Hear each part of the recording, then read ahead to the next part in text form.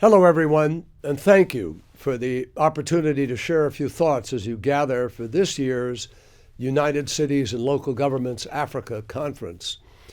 To the presidents, mayors, and everyone else who has gathered for this meeting, thank you for your leadership and your dedication to this issue.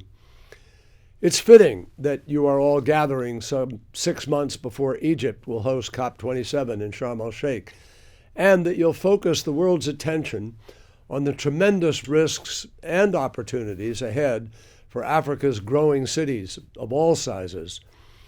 I'm particularly grateful that you're shining a light on the role subnational actors can and frankly must play in the climate fight. Local leaders and community groups have always helped lead us forward on this issue, ever since I can remember being part of helping to organize the first Earth Day in 1970. And that is why, in the Paris Agreement at COP26 in Glasgow and elsewhere, the world has recognized the critical role that you must continue to play in this fight. Here in Africa, you see the urgency of this moment. You're living it. You know the world is simply not moving fast enough to avoid the worst consequences of the climate crisis and to hold the global temperature rise within the 1.5 degree limit. We're simply not getting this job done globally in the way that we ought to be. And you also know that you and your citizens are all on the front lines of the crisis. 17 of the world's 20 most climate vulnerable countries can be found in Africa. And that's the case even though 48 nations in sub-Saharan Africa are responsible for only 0.55% of total emissions.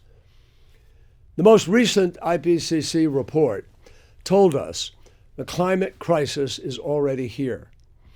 You already knew that because you lived through it. Extreme heat waves, devastating droughts, changing planting seasons, and more punishing storms. But here's the good news. The IPCC also told us that we still have time to secure a cleaner, healthier, safer planet for all of us. That work starts here in Africa with the world's fastest growing populations and economies. Our climate crisis is also an opportunity to seize smarter growth and better jobs. Take adaptation as an example. Preparing people for this warmer world can save lives and livelihoods, but it's also just plain old common sense. Roads, bridges, and ports can only spur economic growth and reduce poverty next year if they are built to survive the storms of tomorrow. Critical efforts are already underway in Africa, from Rwandan farmers using more accurate forecasting to Tunisian ports preparing for rising seas and flood risks. To support the adaptation work we have to engage in, at COP26, President Biden announced his President's Emergency Plan for Adaptation and Resilience. It's known as PREPARE.